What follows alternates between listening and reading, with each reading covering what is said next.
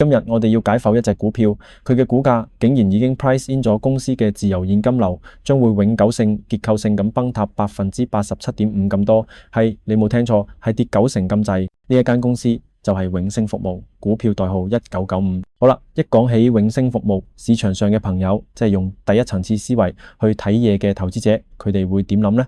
佢哋會話永升咪就係旭輝控股嘅仔咯，佢阿媽旭輝自己都一身債務，爭啲搞唔掂。永升作為佢嘅關聯公司，點會冇事啊？盤數肯定好多應收賬款收唔返，業務一定會收縮，利潤肯定會被侵蝕。而家個位數嘅市盈率根本就係一個價值陷阱，睇落好平，一買就中伏。老實講，呢個諗法好合理，好直觀，完全符合我哋每日睇到嘅新聞。但係各位跨市博弈嘅聽眾，如果個個都睇得明嘅嘢，仲邊有超額回報可言呢？今日我哋就要打破呢個表象，睇清楚背後嘅底層邏輯。首先，當市場個個都擔心佢業務收縮嘅時候，你知唔知佢最核心、最穩定、最代表公司基本盤嘅物業管理服務板塊舊年嘅增長有幾多？答案係14.1%，係喺全行都叫救命嘅時候，佢嘅核心業務竟然有雙位數嘅強勁增長。咦，奇唔奇怪呢？呢個就係知識上嘅第一個不協調感。咁就帶到我哋今日嘅核心觀點，我哋嘅變異認知啦。簡單嚟講，市場嘅睇法係片面而且嚴重滯後嘅。佢哋錯誤咁將一間已經越嚟越獨立、有強大自我造血能力，甚至有啲反周期韌性嘅服務型公司，同佢母公司嘅周期性困境撈埋一齊講。我哋嘅核心論點係永升服務唔單止能夠同地產周期脫鈎，佢更加係今次物管行業大洗牌嘅核心受益者。點解我哋咁講？我哋有幾樣嘅證據支持。第一，所謂嘅脫鈎唔係靠吹嘅。我哋睇數據，2022年嚟自佢老母旭輝嘅收入，其實只係佔總收入嘅11.1%。旭輝交俾佢管嘅樓盤面積都只係佔總面積嘅2成。更重要嘅係，永升管理層好醒目，佢哋主動將同地產開發商景氣度最相關、最高風險嘅為非業主提供嘅增值服務呢嚿業務大幅削減咗23%。佢哋係壯士斷臂，用高質素嘅第三方收入去取代高風險嘅周期性收入。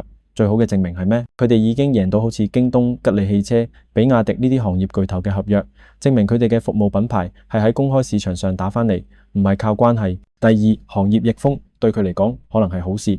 而家成個行業競爭唔再係鬥快、鬥規模，而係回歸到最基本嘅運營實力同埋財務健康度。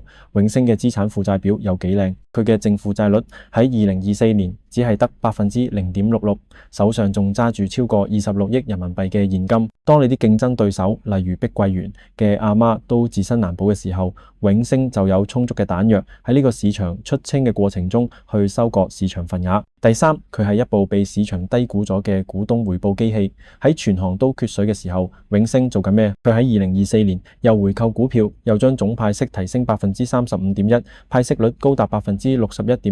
呢種行為直接反駁咗市場對佢現金流嘅所有質疑。試諗下，如果一間公司真係覺得自己盤數有事，佢會唔會咁慷慨咁將真金白銀派俾股東？呢個係管理層對自己獨立造血能力極度自信嘅表現。講到呢度，大家就企咗喺一個投資嘅十字路口。你選擇相信主流敘事，認為永升只係旭輝一個等待引爆嘅計時炸彈，定係選擇相信我哋提出嘅證據，認為佢係一間被嚴重錯殺、即將喺行業洗牌中勝出嘅獨立強者？當然，我哋都要做足功課，做埋事前剖析，我哋嘅睇法會點樣錯？最核心嘅風險就係旭輝重組之後都係揾唔到數。永升被逼要做一次性嘅大規模壞賬撥備，咁就會將我哋嘅論點徹底推翻。而呢一個就係我哋為 Patreon 會員準備嘅獨家內容嘅價值所在。你可能會問，我哋個合理價值係點計出嚟㗎？喺基本情景、樂觀情景，甚至係計入一次性10億壞賬撥備嘅悲觀情景下，公司嘅內在價值又分別係幾多？